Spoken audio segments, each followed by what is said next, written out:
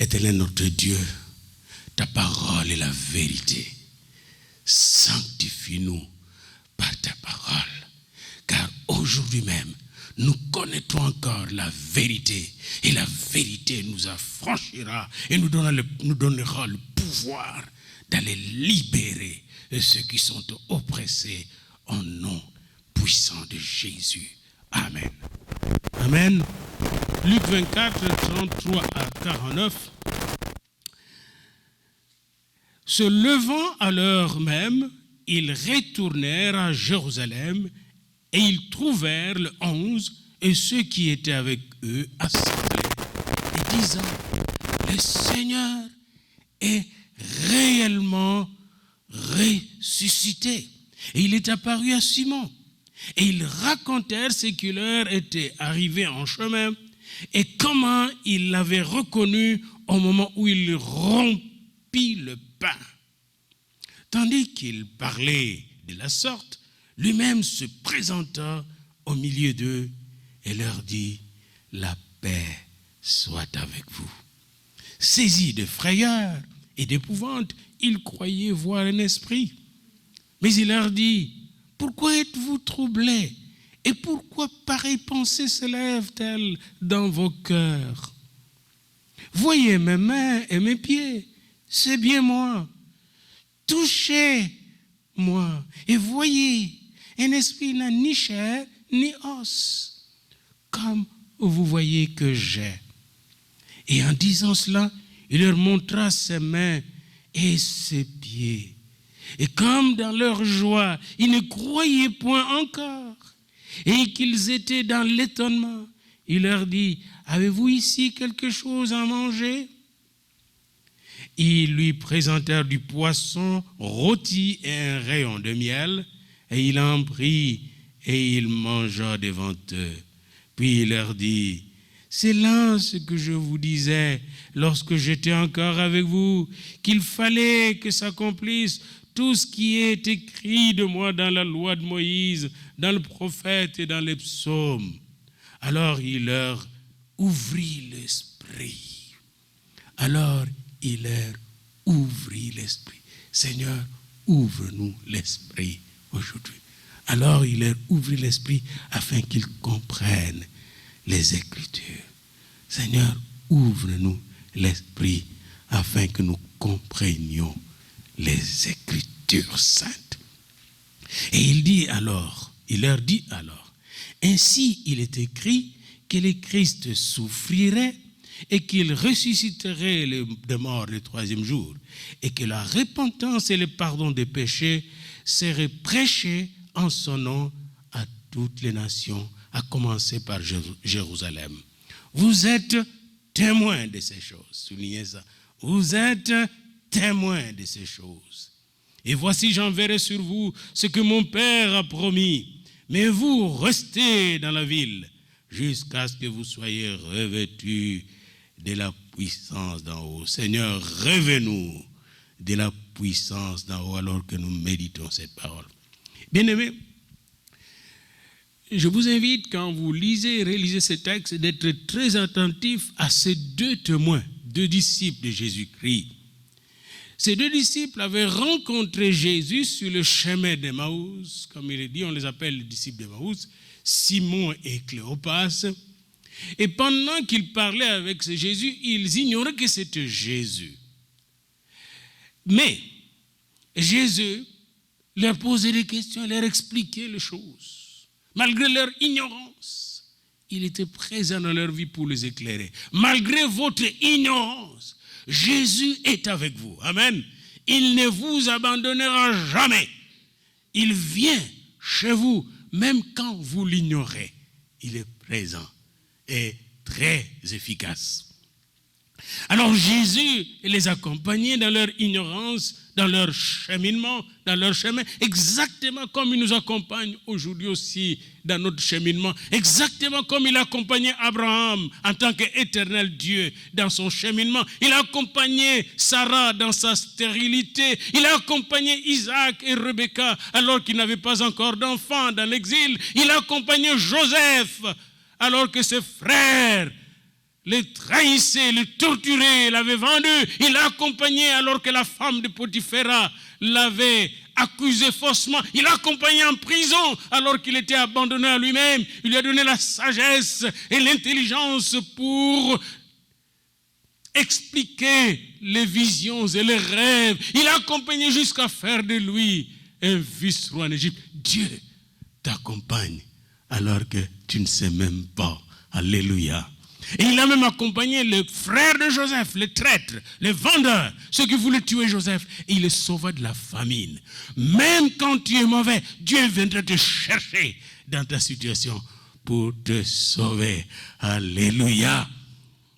Alléluia. Alors il les accompagnait, Jésus, sur leur route.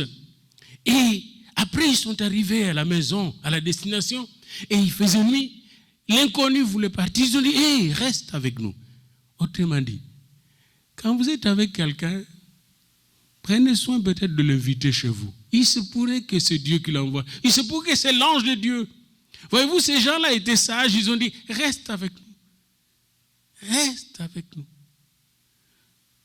Je me rappellerai toujours que Rebecca était mariée par Isaac parce qu'il a dit au serviteur d'Isaac, Eliezer, de Téman, viens chez nous.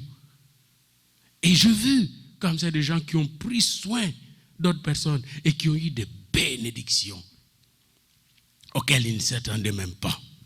Donc, reste avec nous. Et alors Jésus resta avec eux. Et pendant qu'il resta avec eux, ils préparèrent un petit repas. Il y avait le pain là. Alors, ils ont demandé à l'inconnu, prie, parce que tu nous as tellement bien enseigné en cours de route. Peux-tu prier pour nous? Comme on nous demande souvent quand nous allons dans une maison, des gens disent, priez, pasteur, prie. Alors là, pasteur Jésus prie. Et quand Jésus priait, hey, leurs yeux s'ouvrirent. C'est lui, c'est lui, c'est lui Jésus, parce qu'ils connaissaient comment Jésus prie. Savez-vous que les brebis de Jésus connaissent ça au roi? Amen. C'est vrai, quand le Seigneur me touche, même moi je sais, c'est lui. Je connais mon Seigneur bien-aimé. C'est lui, parce que lui prie d'une manière spéciale. Lui me regarde de façon spéciale. Lui-même de façon spéciale. Lui me touche de façon spéciale. Jésus, quand il est là, oh, on le reconnaît. On le reconnaît. On le reconnaît. Et alors leurs yeux s'ouvrirent pour regarder Jésus. Ils ont regardé pendant une seconde. Jésus avait disparu. Mais ils n'étaient pas déçus parce que Jésus était resté dans leur cœur. Alors ils ont dit, mais nos cœurs ne brûlent-ils pas? C'est ici que je dis, quand Jésus te parle, il met son feu dans ton cœur. Le feu de son amour, le feu de sa joie, le feu de sa puissance. Nos cœurs, la parole de Jésus allume un feu spécial dans notre cœur. Il dit, nos cœurs ne brûlent-ils pas? Même maintenant, si vous sentez quelque chose qui brûle, une nouvelle joie qui vous arrive, une paix qui vous envahit, la foi qui augmente, c'est Jésus qui le fait, en utilisant juste une petite bouche humaine pour vous toucher, parce que lui connaît vos angoisses, il connaît vos transgressions, il connaît vos stress, il connaît vos défis, et il est le seul qui peut répondre à nos besoins. Il est le bon berger. Alléluia. Alors, Jésus partit, et là ils s'élevèrent après la disparition de Jésus, et ils ont dit, on va aller témoigner aux autres qui sont restés. N'oubliez pas, ils sont allés en petit voyage à quelques kilomètres de Jérusalem, et ils devaient rentrer peut-être le lendemain, mais ils ont fait la marche. Et si vous regardez le texte, le nombre de minutes qu'ils ont fait, peut-être ils ont fait plus qu'une heure pour arriver là où ils allaient. Mais après avoir vu Jésus, ils ont fait moins de minutes. Puis pour nous qui avons marché à pied, je comprends cela. Quand j'étais plein de joie, j'allais très vite à l'école. Et mais quand j'étais triste, j'arrivais en retard. Parce que même les pieds étaient tristes. Et là, leurs pieds étaient pleins de feu. Ils coururent à Jérusalem.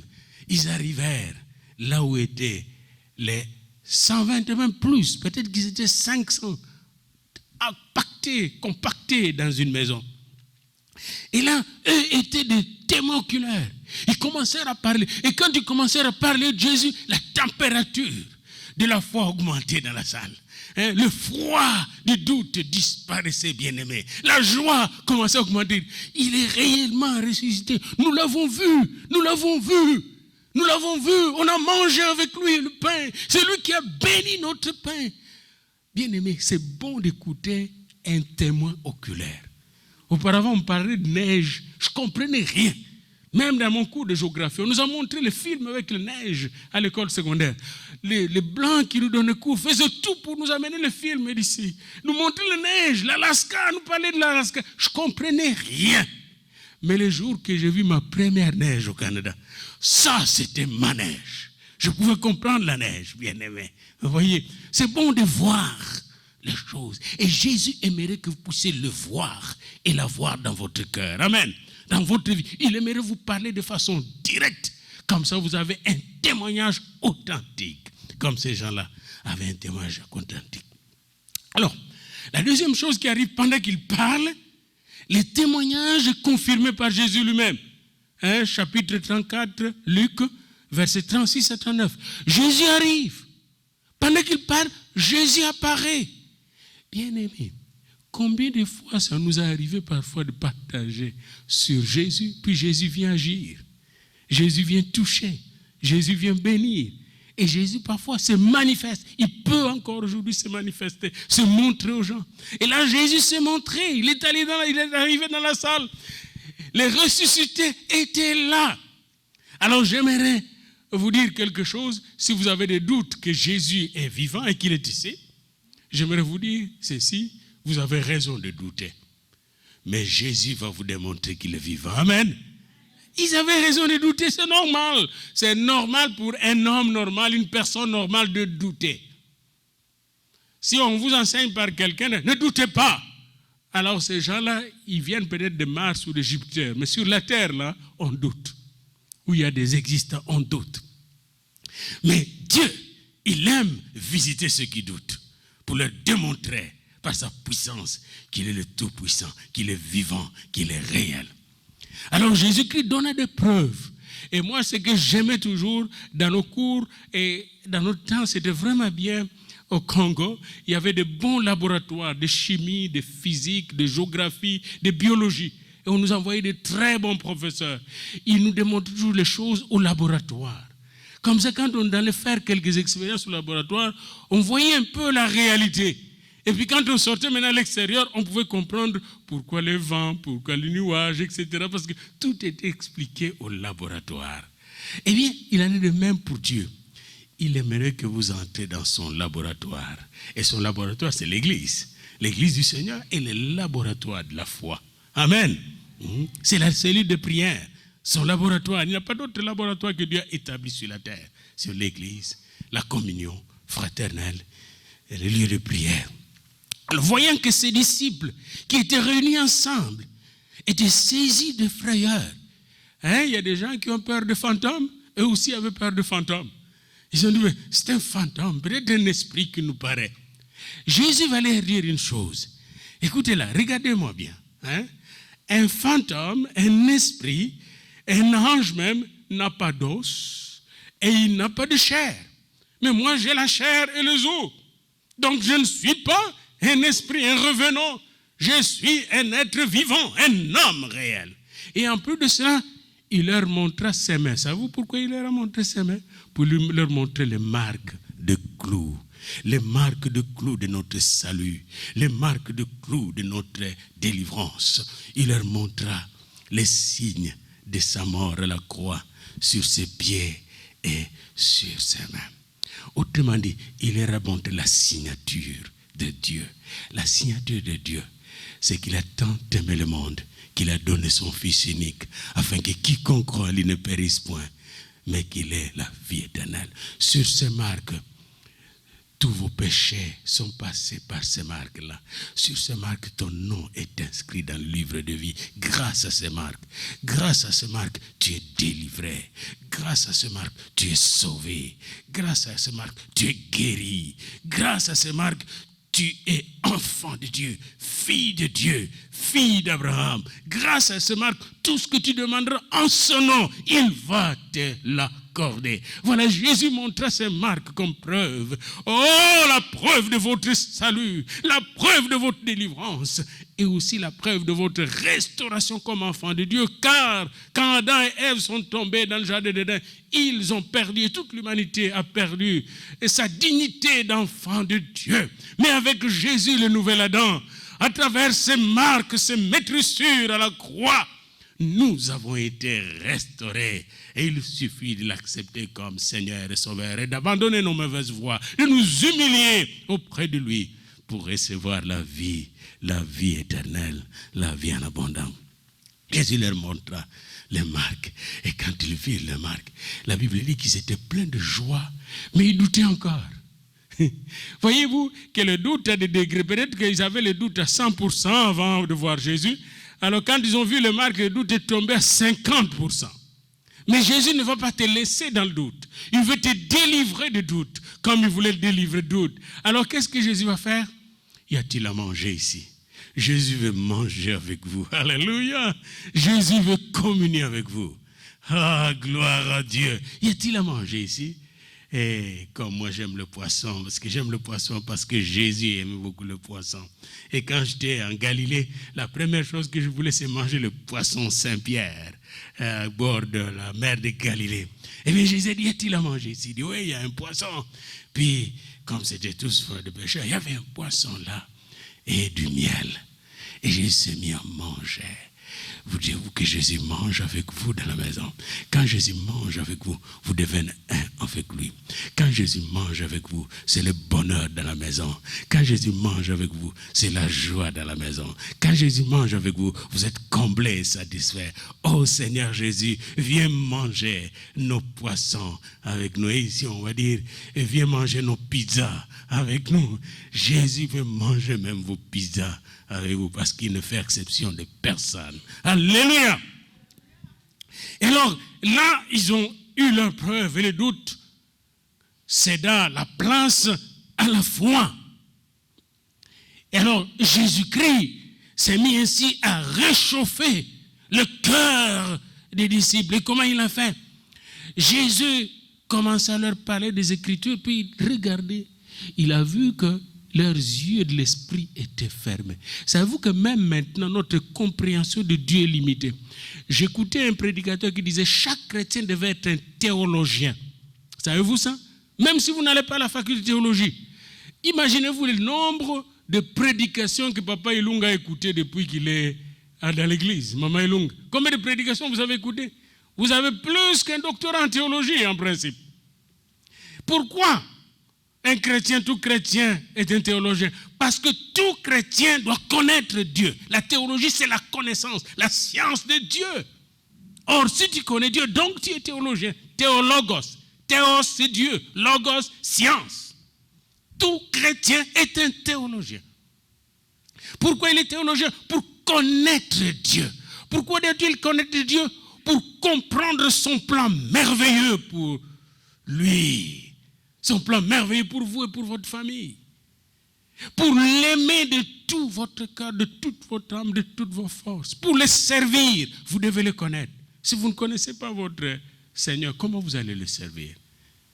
Pour aussi comprendre ce qu'il a préparé pour vous. Savez-vous que Dieu a préparé pour vous de grandes choses ici et surtout dans l'éternité? Savez-vous quand les disciples étaient venus des stages dans Luc 10, ils sont venus, ils étaient contents, les démons leur étaient soumis, ils chassaient les démons. J'ai dit, Jésus, les démons nous sont soumis. Il dit, mais vous ne comprenez pas une chose. Moi, je vis Satan descendre du ciel comme un éclair. Ça, ils ne voyaient pas. Jésus leur a révélé ce qu'ils connaissaient. Deuxièmement, soyez contents parce que vos noms sont dans les livres de vie. Hey, ces jours-là, ils ont appris quelque chose.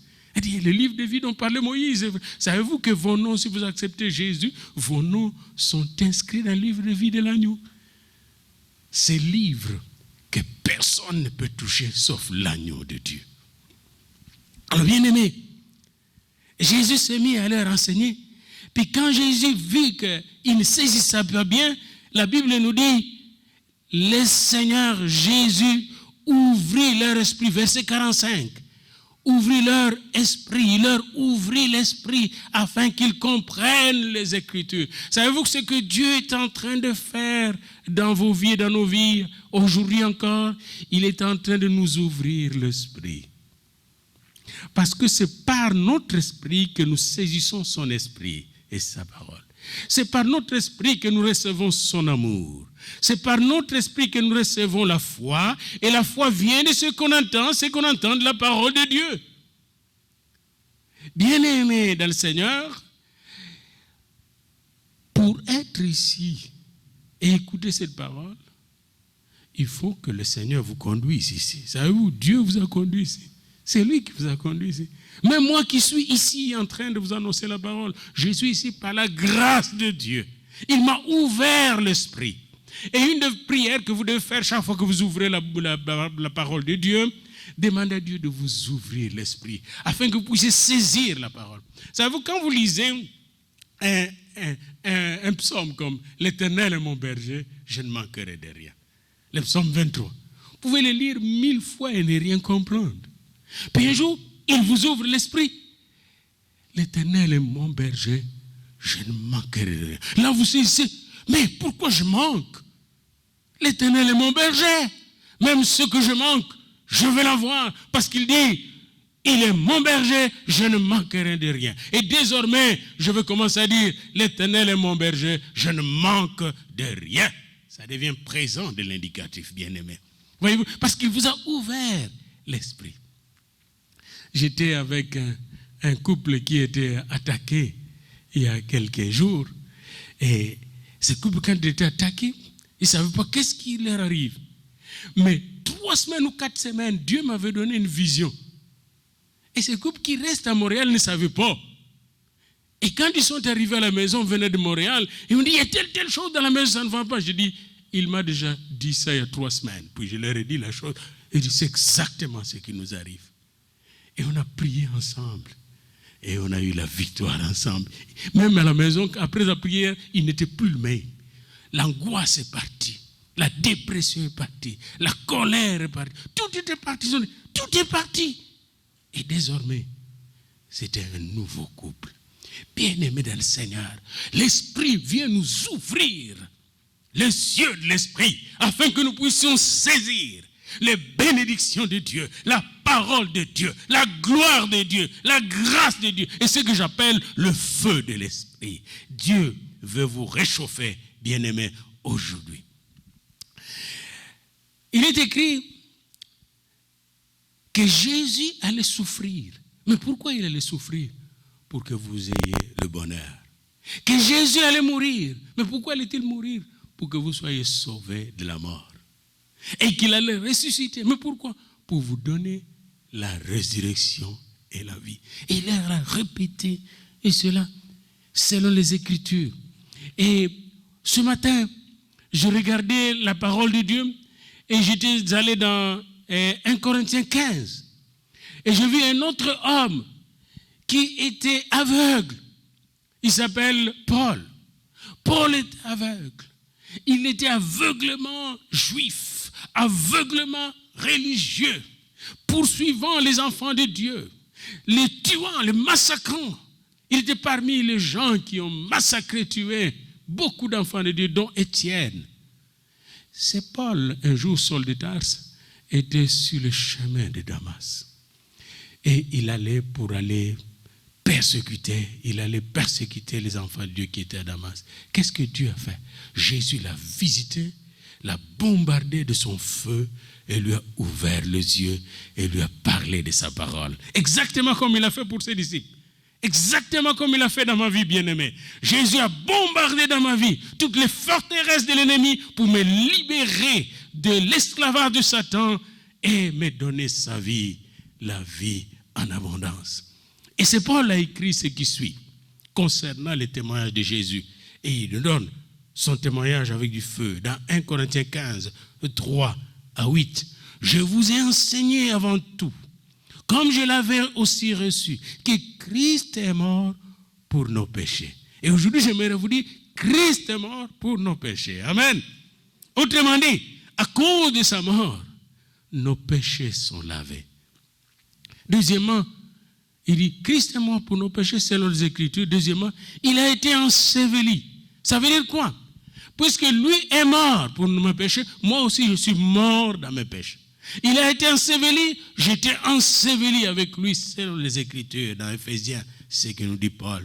Et il est apparu à Céphas, puis aux 12. Et ensuite, il est apparu à plus de 500 frères à la fois, dont la plupart sont encore vivants et dont quelques-uns sont morts. Ensuite, il est apparu à Jacques, puis à tous les disciples, tous les apôtres. Et après tous, il m'est aussi apparu à moi comme à la vôtre. Pourquoi Christ est apparu à Paul? Pour lui donner le feu du témoignage.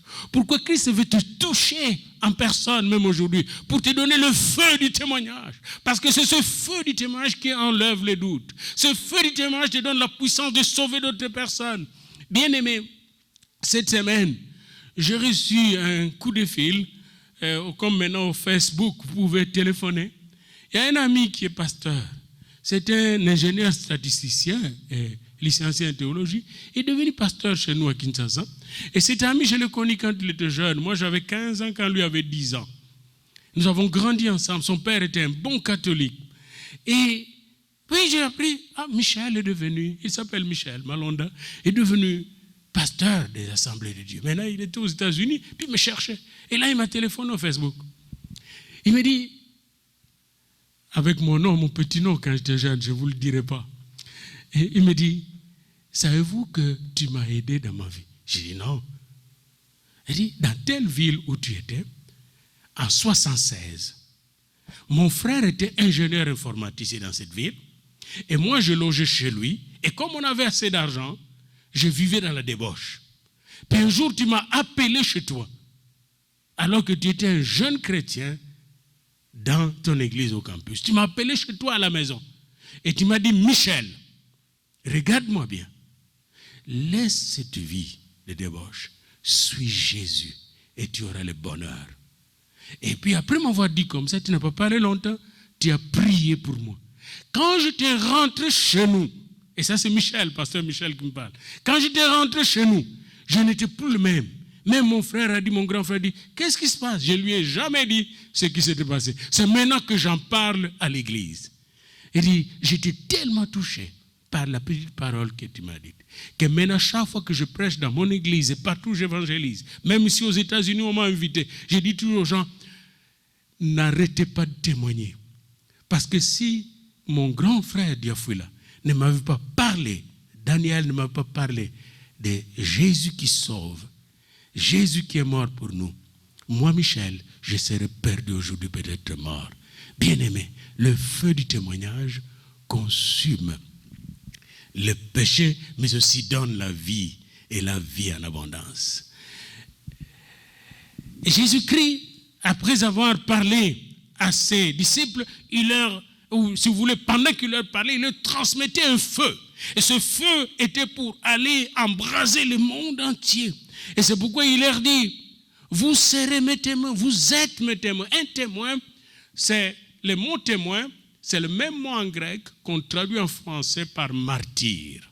Un témoin, il est prêt à mourir pour son témoignage, un vrai témoin. Quand il a vu quelque chose, savez-vous qu'au temps de Jésus, il y a des gens qui ont dit Jésus n'est pas mort. Et jusqu'à présent, cette version, je trouve chez les musulmans, ils disent qu'il n'est pas mort, il a fouillé, il est allé en Inde. Là.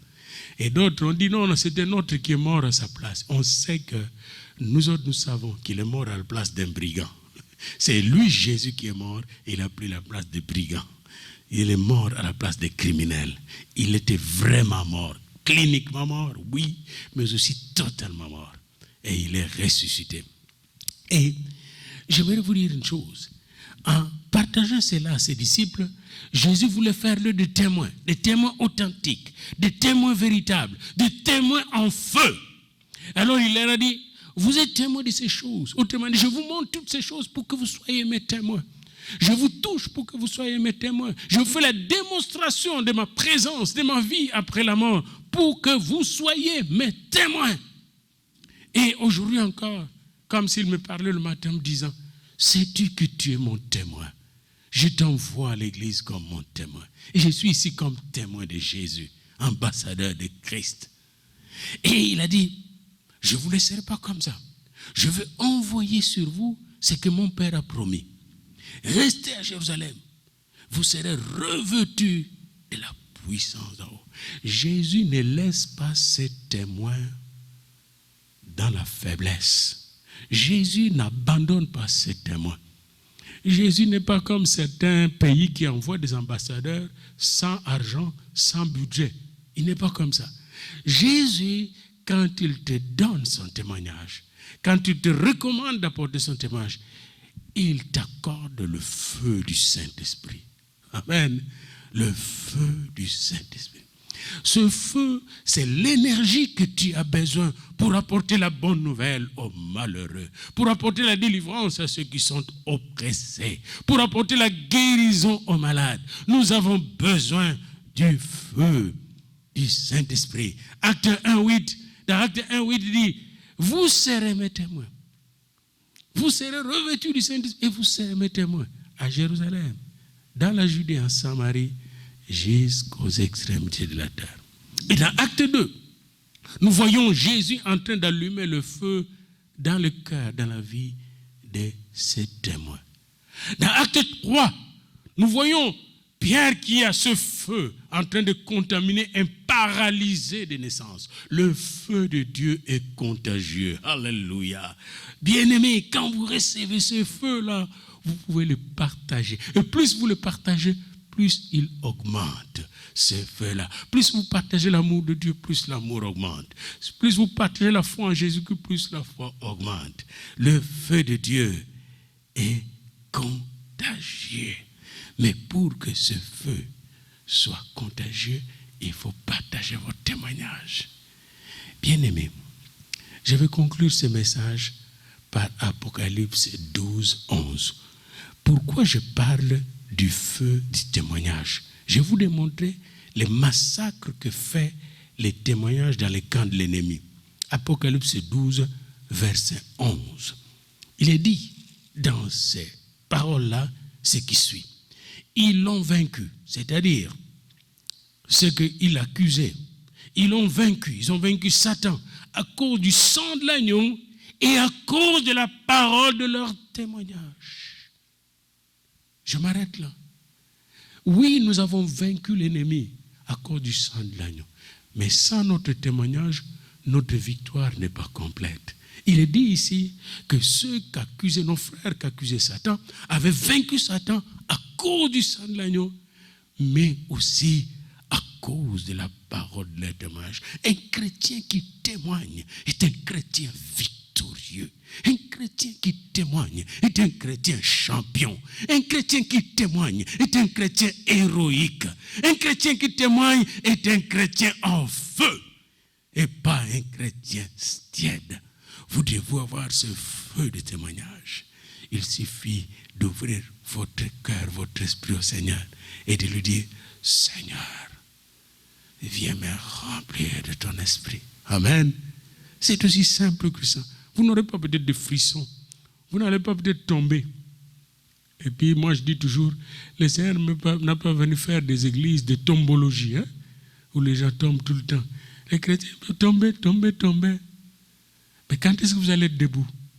Nous chantons pas tomber, sainte cohorte, mais debout, sainte cohorte, soldat du roi des rois. Nous devons prendre être debout, bien-aimés, pour marcher de victoire en victoire. Tomber une fois, deux fois, ça va. Mais si ça devient tomber chaque jour, je commence à mettre en doute cette fois-là.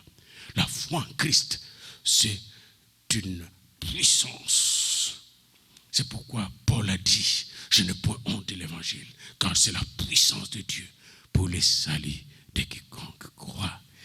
Témoignez quand on est couvert du sang de l'agneau. Témoignez quand on porte le nom de Jésus. Témoignez quand l'Éternel est notre berger. Témoignez, c'est renverser les forteresses de l'ennemi, écraser Satan et libérer les opprimés au nom du Seigneur. Bien-aimés, n'ayons pas honte de témoigner, car Jésus est dans nos vies.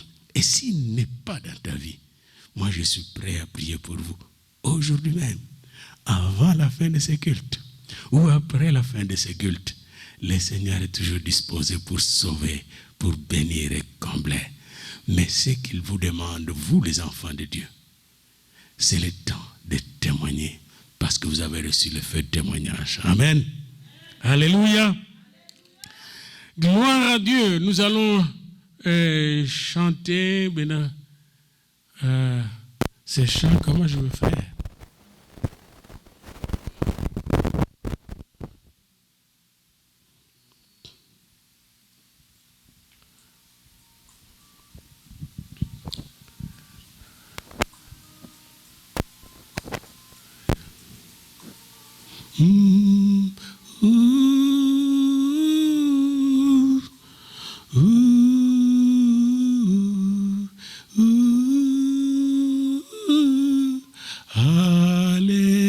Allez-vous-en sur les places et sur les parvis.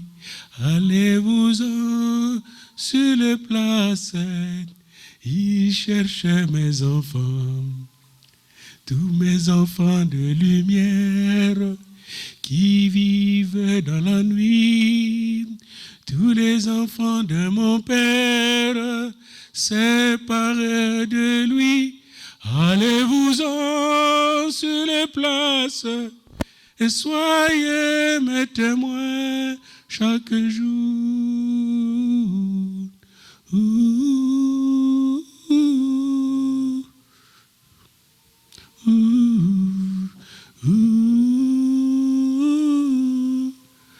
En quittant cette terre, je vous ai laissé un message de lumière. Qu'en avez-vous donc fait quand je vois aujourd'hui mes enfants révoltés, aigris et douloureux d'avoir pleuré? Allez-vous-en sur les places et sur le parvis. Allez-vous-en sur les places. Y cherchez mes amis, tous mes enfants de lumière qui vivent dans la nuit, tous les enfants de mon Père séparés de lui. Allez-vous-en sur les places et soyez mes témoins chaque jour.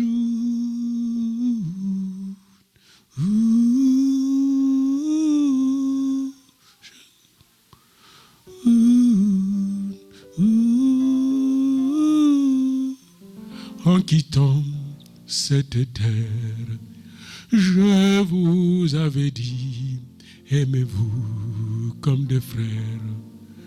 M'avez-vous obéi quand je vois aujourd'hui mes enfants torturés, sans amis, sans espoir, abandonnés?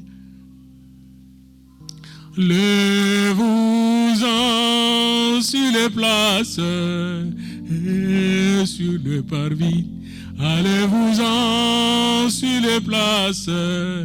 Y cherchez mes amis, tous les enfants de mon Père, vivez dans la nuit, tous les enfants de mon Père, séparés de lui.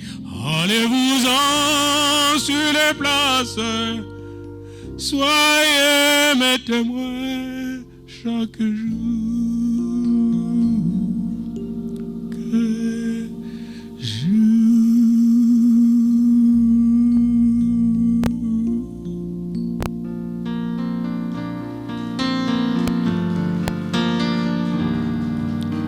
Amis chrétiens bien-aimés dans le Seigneur, savez-vous que votre témoignage, comme le témoignage que je fais au pasteur Michel, pendant quelques minutes, a sauvé toute sa vie. Aujourd'hui, il sauve des milliers de gens avec sa famille.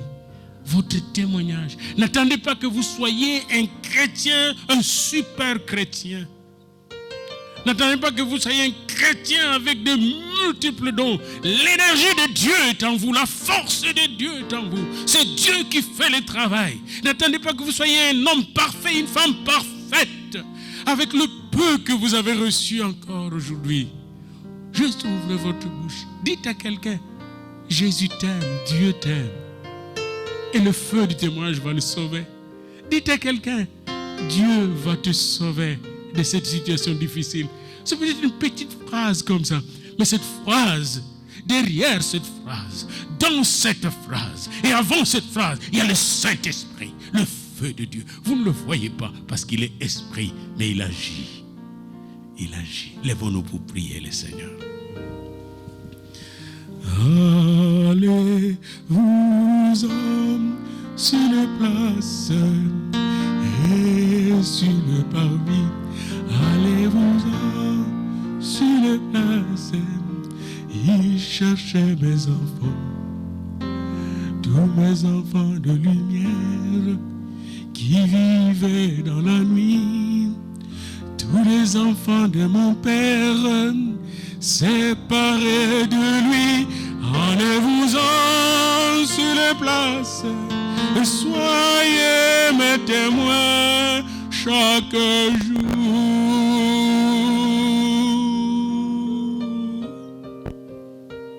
Seigneur, ce chant que tu as fait tonner à John Littleton dans les années 70 a réveillé de milliers de gens en France et partout dans le monde. Et ça m'a touché moi-même dans les années 70.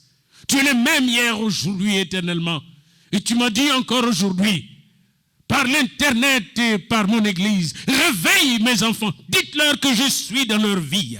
Dites-leur qu'ils sont forts et puissants à cause de mon énergie, de la puissance de mon esprit. Et que dans leur témoignage, il y a le feu de mon esprit, le feu de ma vie, le feu de mon amour, le feu de ma foi, le feu de mon espérance, le feu de mes miracles. Que je ne suis pas un Dieu mort, je suis vivant. Et Seigneur, je livrerai ce message. Et ce message qui sera écouté encore au travers de l'Internet. C'est que Jésus est le sauveur du monde. Jésus baptise du feu de l'esprit. Jésus amène l'amour là où il y a la haine. Jésus amène la délivrance là où il y a l'esclavage. Jésus amène la joie là où il y a la tristesse. La paix là où il y a les troubles. Jésus est le chemin, la vérité, la vie. Jésus est le bon berger. Quand Jésus entre dans votre maison, la paix entre dans votre maison. La joie entre dans votre maison. La réconciliation entre dans votre maison. Quand Jésus entre dans votre vie, la lumière éclaire toute votre vie. Et vous voyez clairement là où vous êtes et là où vous allez, Seigneur. Comme, Seigneur, je t'ai vu encore cette semaine délivrer une personne de toute confusion pour lui montrer le chemin de la vie afin de ne pas faire de mauvais choix parce que Jésus était là dans notre dialogue. Seigneur, tes enfants ont reçu ce message et sont en train de le recevoir au travers de l'Internet. Maintenant, Seigneur, je souffle sur chacun d'eux par la foi le feu du témoignage, le feu du Saint-Esprit. Recevez encore ce feu et allez-vous-en sur les places. Soyez mes témoins, vous dit Jésus. Amen. Amen.